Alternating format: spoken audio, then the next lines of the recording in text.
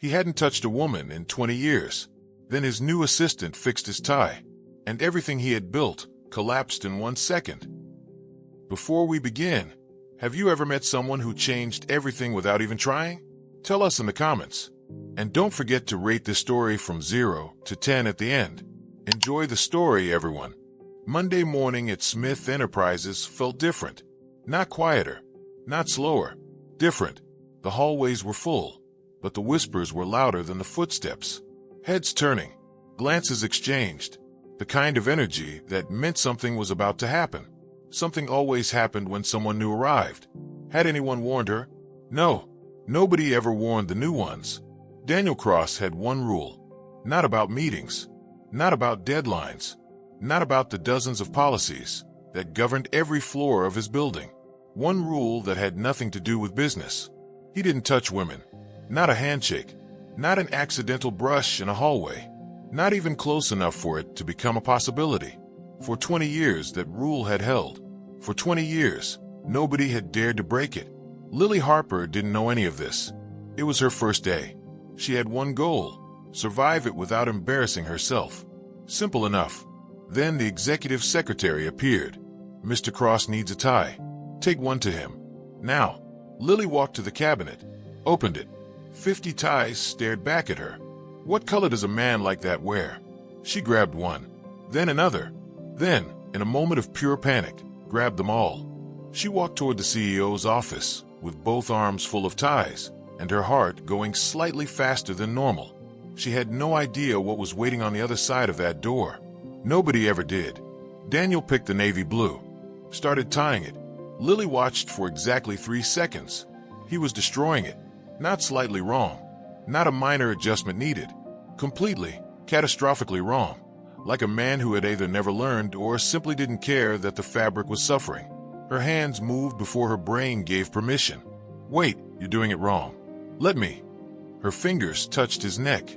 Daniel froze. Did not flinch. Not shifted. Froze. The air in the room changed instantly.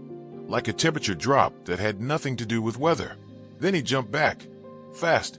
Hard. Like she had burned him. "You touched me. I was fixing your tie. Never do that again." Lily stared at him. His breathing was uneven. His jaws tight. But it was his eyes that caught her. Something in them she couldn't name. Not anger. Something older than anger. Something that looked exactly like fear. She raised both hands slowly. "I'm not radioactive, you know." Daniel said nothing. "Fine. No touching." She turned toward the door. "But one day I'm going to figure out what's so scary about it." She walked out. Daniel stood alone in the silence. Then slowly, he raised one finger and touched the exact spot on his neck where her hand had been.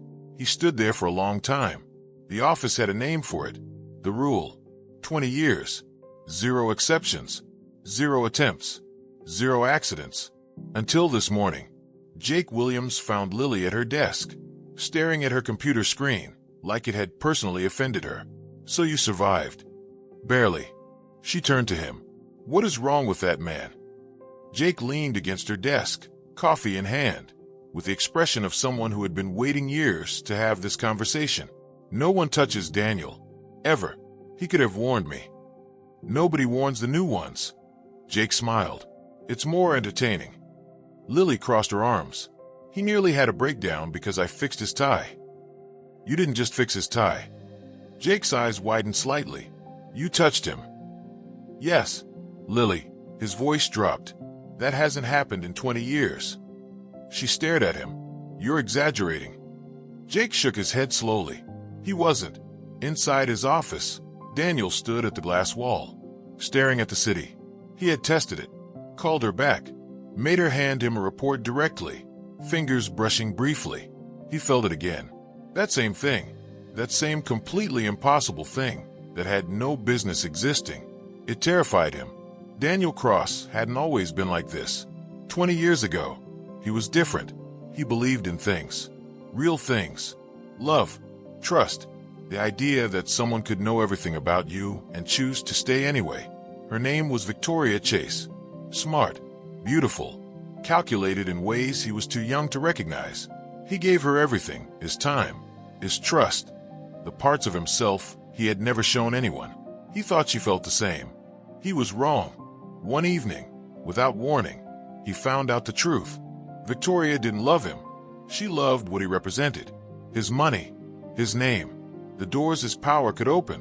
When someone richer walked through one of those doors, she left. No hesitation, no guilt. Her last words, delivered with the calm of someone discarding something they never needed. You were never enough. 3 words, and something inside Daniel Cross broke in a way that never fully healed. He built walls after that. Rules, distance, silence, control over everything, especially himself. He stopped trusting, stopped feeling, stopped allowing anyone close enough to matter. For 20 years it worked, until a new assistant walked into his office with an armful of ties, accidentally touched his neck, and now Daniel was sitting behind his desk, staring at nothing, with absolutely no idea what to do with that. Daniel needed a date. He had options. All of them are complicated. All of them required explanations he didn't want to give. So he walked to Lily's desk. You're coming with me tonight. She looked up slowly. Excuse me. Charity event. 7 p.m. Dress appropriately. You spent the last week telling me no unnecessary closeness, and now you want me at a gala. It's professional. It's confusing. She went anyway. When Lily appeared at 7 p.m., black dress, hair down, Daniel paused. Just 1 second. Just long enough for her to notice. He said nothing, turned toward the car. She noticed anyway. The gala was everything these events always were. Chandeliers, champagne, people performing wealth for each other. Then across the room, a face, Victoria Chase, moving through the crowd like she owned every inch of it. Eyes sharp, smile calculated, heading directly toward them. Daniel felt his entire body go rigid. Lily felt it too, his arm tightening beneath her hand. She didn't ask questions. She simply stepped closer, smiled warmly at Victoria like they were old friends meeting on a pleasant evening, making it absolutely clear he wasn't standing alone tonight. Victoria stopped in front of them. Her smile was perfect. Her eyes were not. I'm surprised to see you here with a date, Daniel. Daniel said nothing. Lily smiled, warm, easy, completely unbothered. He's a gentleman. He'd never let me come alone. Victoria's eyes moved to Lily, slowly, carefully. The way someone looks at something they're trying to calculate. How interesting. Daniel has always been so reserved. Lily tilted her head slightly. Maybe he was just waiting for the right person to break that. Victoria had no response. She held the smile for exactly 1 more second, then turned and walked away through the crowd. Daniel waited until she was completely gone, then exhaled. That was unnecessary. I disagree, Lily said simply. I refuse to let an ex make you feel small in a room you own. Daniel looked at her, longer than he intended, longer than was professionally appropriate. There was something about her. The way she stood her ground without raising her voice. The way she didn't flinch. The way she said exactly what she thought, without calculating the consequence first. He hadn't met anyone like her. In 20 years, he hadn't met anyone like her. And standing in that room, that was the most dangerous thing he had realized all night. Weeks passed. The tension didn't. Daniel noticed everything, and hated that he did. The way Lily bit her lip when she was concentrating. The way she laughed too loud at Jake's jokes. The way she looked at Daniel sometimes, like she could see straight through 20 years of carefully constructed walls. He hated it. He also couldn't stop. Then came the Rooftop event. Lily was at the bar. A man stood beside her, Nathan. Too close. Hand resting on her waist like it belonged there. Something inside Daniel snapped. He crossed the room without deciding to. Pulled her away without explaining why. Led her to a quiet corner, away from the crowd, away from Nathan, away from everyone. What is your problem? He was touching you. So what? I didn't like it. Lily went completely still. Then slowly, a look crossed her face. Daniel. Her voice was quiet. Are you jealous? He didn't answer. She stepped closer. Tell me the truth. He had no words, so he did the only thing left. He cupped the back of her neck and kissed her. 20 years. 20 years of walls and rules and distance. And it felt nothing like a mistake. Forget it happened. Lily stood very still. Then she laughed, short, sharp, the kind that doesn't come from anything funny. You are unbelievable. She walked away. Daniel watched her go and told himself he had done the right thing. The days that followed were the longest he could remember. Lily came in on time, did her work, answered every question precisely, never once gave him a reason to say anything was wrong. That was the problem. The jokes stopped. The teasing stopped. That look, the one that made him feel like someone could actually see him, completely gone. She had simply switched it off. Daniel sat in his office on the third evening and realized something he had no framework for. The room felt wrong. Not the lighting, not the layout, not anything he could fix by calling someone. Her absence was the thing. Her presence had been quietly dismantling 20 years of careful distance, and he hadn't noticed until it was already done. He had pushed her away to protect himself. He was only now understanding. There was nothing left worth protecting. The knock came on a Thursday morning. 3 times. Firm. Unhurried. Daniel looked up. Lily walked in, closed the door behind her, and didn't sit down. Enough, Daniel. He opened his mouth. I don't know what you... Yes, you do. She crossed her arms. Steady.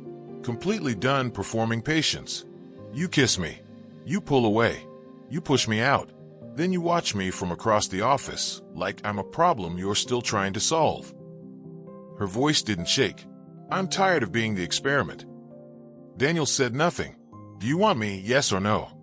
The silence lasted too long. Because if you don't, tell me now. I'll move on.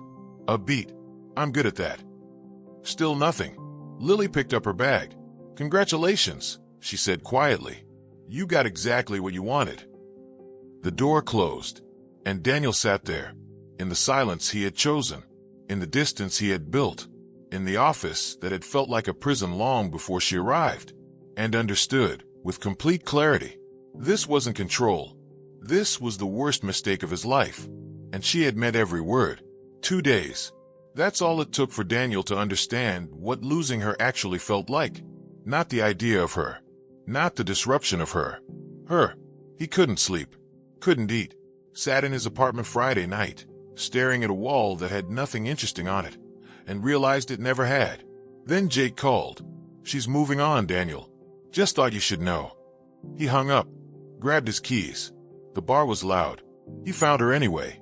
Lily saw him the moment he walked in. Her expression didn't soften. What are you doing here?